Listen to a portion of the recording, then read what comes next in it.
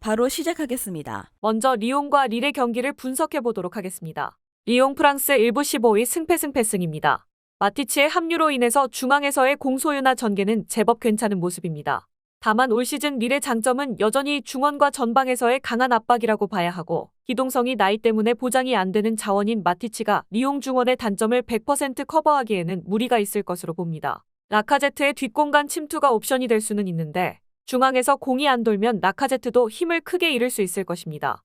프랑스 1부 4위 승승승무승입니다. 지난 경기에서는 4골을 기록하는 모습입니다. 물론 2골은 박스 바깥에서 기록한 중거리가 빨려 들어간 것이었으나 23개의 슈팅 등 경기 페이스가 완전히 릴의 차지였습니다. 적어도 지공 성향에 미드필더 위주의 플레이를 하는 팀을 공략하는 압박의 질은 살아있다고 할 수 있을 것입니다. 올 시즌에는 데이비드의 폼이 아주 뚜렷하게 좋은 편은 아니나 상대의 중원을 압박해서 수비적으로 안정감이 생긴 것이 도움이 되고 있습니다. 마티치의 합류로 인해서 리옹 중원의 볼 소유와 수비가 동시에 되는 자원이 들어오기는 했지만 역시 마티치의 나이가 문제가 될 듯합니다. 기동력, 압박에 뛰어난 릴이 이를 파고들면 리옹의 단점이 100% 치유가 된 상황으로 보기는 어려울 것으로 봅니다. 릴이 승리를 기록할 듯합니다. 다음은 스트라스부르와 르아브르의 경기를 분석해 보도록 하겠습니다. 스트라스부르 프랑스 1부 12 승무승무패입니다. 르아브르 상대로는 상성이 좋습니다. 물론 스트라스부르도 지난 시절에 닭공같이 득점력을 올려서 플레이를 하는 것보다는 중앙에서의 압박을 바탕으로 공세를 묶고 카운터 한두 방으로 르아브르를 잡아내는 모습입니다.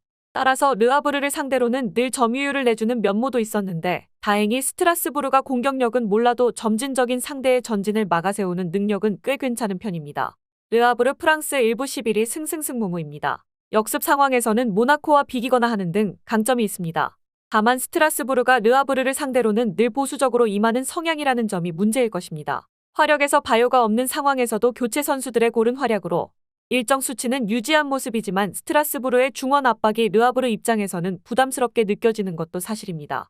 지공에서의 전진 상황에서는 화력이 그다지 돋보이는 성향도 아닙니다. 적어도 르아브르에게 점유율을 내준다고 한들 카운터 한두 방으로 철퇴를 날려서 승리를 거두는 패턴은 상당히 자주 나왔던 것이 사실입니다.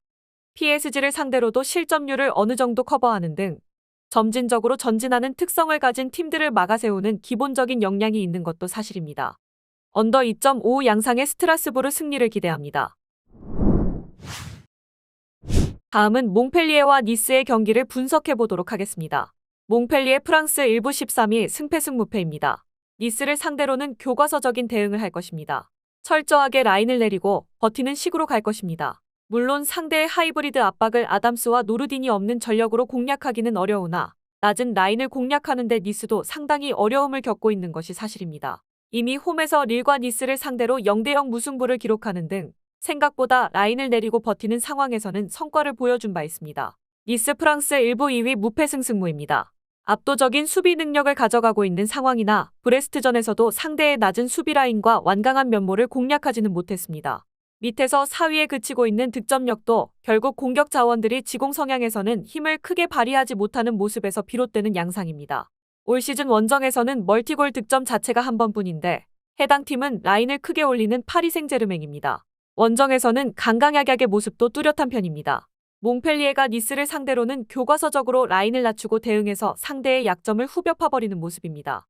니스가 원정에서는 파리 생제르맹전 제외하면 멀티골 기록이 없고 이 때문에 중위권 팀을 상대로도 제법 발목을 잡히는 등 기복이 상당히 크다는 점은 명백합니다. 언더 2.5 양상과 과감한 무승부도 배팅 가치가 클 것으로 예상합니다. 다음은 파리 생제르맹과 브레스트의 경기를 분석해 보도록 하겠습니다. 파리 생제르맹 프랑스 1부 1위 승승승무승입니다. 스트라스부르에게도 안 풀리는 경기를 했습니다. 특히 상대 기동력의 실점 기대 수치가 2.79점으로 치솟는 등 여전히 중앙에서의 불안정함이 보이는 상태입니다.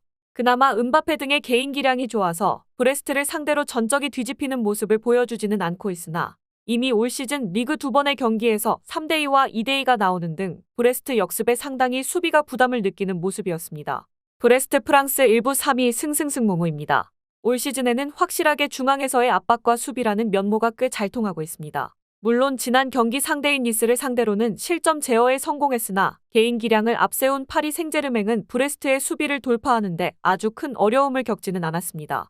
다만 카스티오가 찬스메이킹과 마무리가 모두 되는 자원이라 역습 한 방에서의 날카로움은 확실히 가져가는 점은 긍정적인 양상입니다.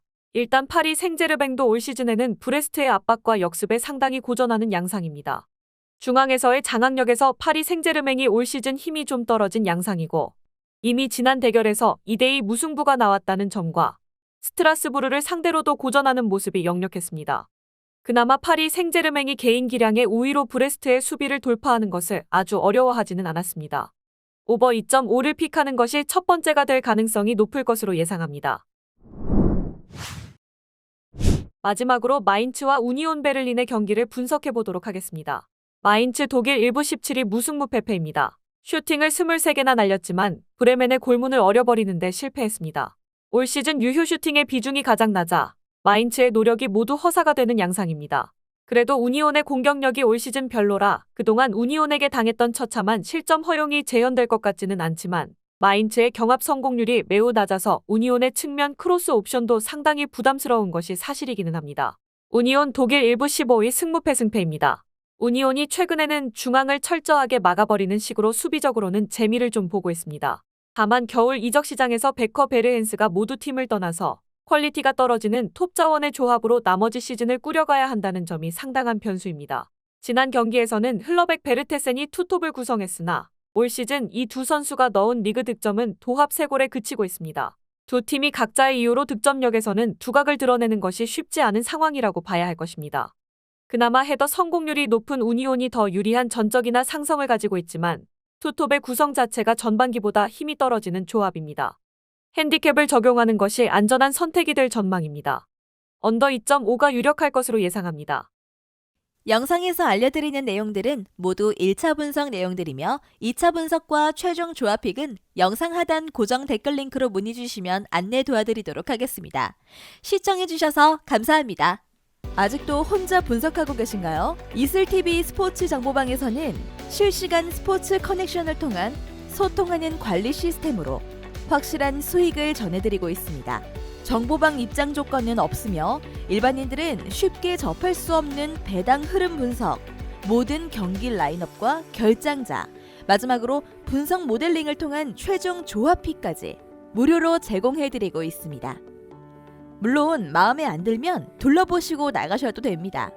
혼자 하면 단기간으로 수익을 볼 수도 있겠지만 함께 하면 장기간으로 꾸준한 수익이 가능합니다.